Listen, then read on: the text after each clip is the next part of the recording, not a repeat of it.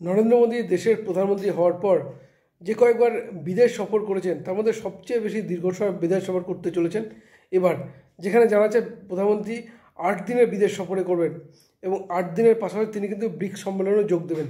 17তম bricks সম্মেলন বসতে চলেছে ব্রাজিলে, সেই ব্রাজিলেও কিন্তু বৈঠকে যোগ দেবেন দেশের প্রধানমন্ত্রী নরেন্দ্র মোদী এবং সেই উদ্দেশ্যে ঘানা, নামিবিয়া এবং তারপরে কিন্তু আর্জেন্টিনা হয়ে ব্রাজিলে পৌঁছেছেন দেশের প্রধানমন্ত্রী নরেন্দ্র মোদী।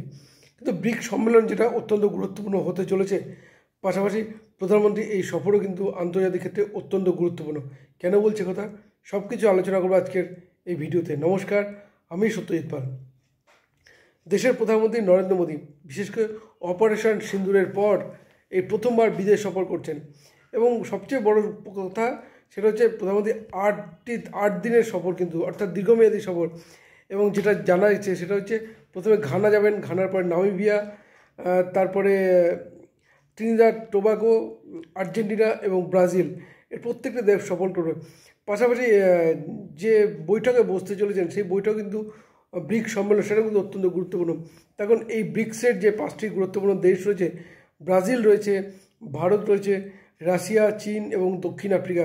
এবং এই যে 5টি দেশ, সেই 5টি দেশ যে ডলারের বিকল্প অর্থনৈতিক খোঁজেই কিন্তু রয়েছে, কারণ 16তম যে ব্রিক্স সম্মেলন হয়েছিল রাশিয়াতে, সেই বৈঠকে কিন্তু সেই বিষয়ে কিন্তু সামনে এসেছিল যে ডলারের বিকল্প অর্থনীতি। এবং ঠিক সেই বৈঠকে প্রধানমন্ত্রী নরেন্দ্র মোদী ভারতের যে ইউপিআই ব্যবস্থা, ইউপিআই সাফল্য, সেই কথা তিনি তুলে ধরেন। এবং ভারত কত ট্রিলিয়ন মার্কিন ডলার যে ইউপিআই ট্রানজ্যাকশান হয়, যেটা হয়তো বিশ্বের বহু দেশের জিডিপির থেকে অনেকটা বেশি, এবং সেই কথা কিন্তু তুলে ধরেন দেশের প্রধানমন্ত্রী নরেন্দ্র মোদী। ফলে সেই বৈঠকের আরেকটা জিনিস যে উঠে এসেছিলো, তার জন্য ভারত চীন যে বিবাদ, সেই বিবাদ কিন্তু অনেকটাই কমেছে। কারণ এই ব্রিক্স সম্মেলনে কিন্তু প্রধানমন্ত্রী নরেন্দ্র মোদী বৈঠক করেন শি জিনপিংয়ের সঙ্গে। তারপরে চীনের সঙ্গে সীমান্ত নিয়ে নানাবিধ চুক্তি চলছে। কিন্তু এবারে বৈঠকটা আরও গুরুত্বপূর্ণ, তার কারণ যে ইউক্রেন রাশিয়া যুদ্ধের পর যেখানে রাশিয়ার থেকে তেল আমদানি করতে বিভিন্ন দেশকে নিষেধাজ্ঞা জারি করেছিল, ঠিক সেইখানে কিন্তু ভারত রাশিয়ার থেকে কিন্তু তেল আমদানি শুরু করে। এবং সেখানে যেহেতু ডলারের বিকল্প কোনো মুদ্রা নেই, সেইভাবে একটা সংকট তৈরি হয়।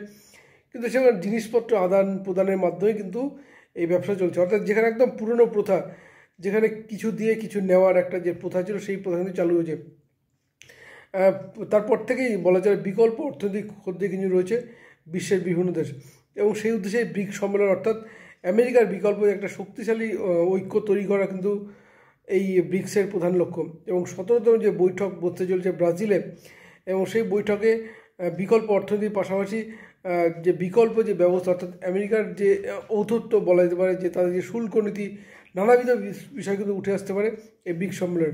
এবং প্রধানমন্ত্রী নরেন্দ্র মোদী আরেকটু বিষয়ের উপর যেটা গুরুত্ব দেবেন বা আলোকপাত করবেন, তা হচ্ছে যে জঙ্গিদের মদত দেওয়া হয়েছে পাকিস্তানের যে নানাবিধ যে বিষয় সামনে, তথ্যপ্রমাণ সামনে, সেই বিষয়টি কিন্তু তুলে ধরবেন প্রধানমন্ত্রী নরেন্দ্র মোদী। কারণ এর আগে যে বৈঠকটি হলো, যেখানে চীনে ভারতবর্ষের বিদেশমন্ত্রী রাজনাথ সিং তিনি কিন্তু তুলে ধরতে পারেনি, তখন আমেরিকা, চায়না, পাকিস্তান, বাংলাদেশের চাপে। ফলে এখানে প্রধানমন্ত্রী কিন্তু অত্যন্ত গুরুত্বপূর্ণ, তিনি এই বিষয়টি কিন্তু স্পষ্ট করে দেবেন যে জঙ্গিদের মদতদাতা হিসেবে পাকিস্তান যে প্রত্যক্ষ বা প্রমাণ রয়েছে সেই বিষয়টি। ফলে সেইভাবেই সেই ব্রিক্স সম্মেলন কিন্তু অত্যন্ত গুরুত্বপূর্ণ। এবং আবার বলে রাখবো, এই ব্রিক্সের যে 5টি দেশ রয়েছে, ব্রাজিল, ভারত, চীন, রাশিয়া এবং দক্ষিণ আফ্রিকা, এবং পাশাপাশি আরও বেশ কিছু দেশ কিন্তু এই ব্রিক্সের অন্তর্ভুক্ত হয়েছে। আমরা জানি সৌদি আরব রয়েছে, সংযুক্ত আরব আমিরশাহী রয়েছে, ইথিওপিয়া রয়েছে, ইন্দোনেশিয়া এবং ইরান। এবং যে ইরানের সঙ্গে কিছুদিন আগে কিন্তু যুদ্ধ করলো ইসরায়েল এবং আমেরিকা। ফলে এই ইরানের কিন্তু এই ব্রিক্স সম্মেলনে যোগ দেওয়া কিন্তু অত্যন্ত গুরুত্বপূর্ণ হতে চলেছে। অর্থাৎ একটা যে ভারসাম্য যে হারিয়ে যাওয়ার যে একটা ব্যাপার ছিল, সেখানে কিন্তু অত্যন্ত গুরুত্বপূর্ণ। এবং আমরা দেখেছি ন্যাটো একটি সংগঠন রয়েছে, যেখানে কিন্তু রাশিয়ার বিরুদ্ধে একটা সংগঠন বলা যেতে পারে। এই ব্রিক্সও কিন্তু সেইখানে, যদিও কোনো পক্ষ কিন্তু বলেনি এই ব্রিক্স কার পক্ষে বা কার বিপক্ষে বা কাউকে টার্গেট করে কিনা, কিন্তু ব্রিক্সের যে প্রধান লক্ষ্য তা হচ্ছে বিকল্প মুদ্রা খোঁজেই কিন্তু রয়েছে এই ব্রিক্স।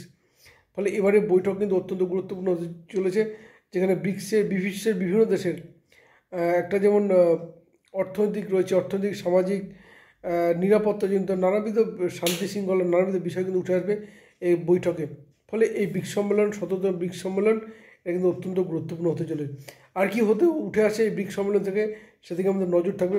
কিন্তু পাশাপাশি ব্রিক্স সম্মেলনের পাশাপাশি প্রধানমন্ত্রী নরেন্দ্র মোদী কিন্তু ব্রুসেলিয়ায় যাবেন এবং ব্রাজিলের যে প্রেসিডেন্ট রয়েছে তার সঙ্গে কিন্তু বৈঠক করেন এবং ব্রাজিলের একাধিক মন্ত্রীর সঙ্গে এবং একাধিক কর্মকর্তার সঙ্গে বৈঠক করবেন।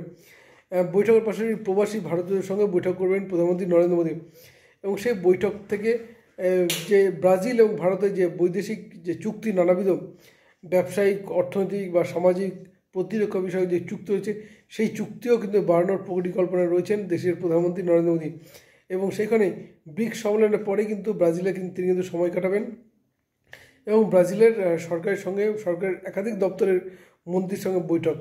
ফলে প্রধানমন্ত্রীর এই বৈঠক কিন্তু আন্তর্জাতিক ক্ষেত্রে অত্যন্ত গুরুত্বপূর্ণ। পাশাপাশি আর কি উঠে আসে সেদিকে নজর থাকবে, নজর রাখুন আপনারাও।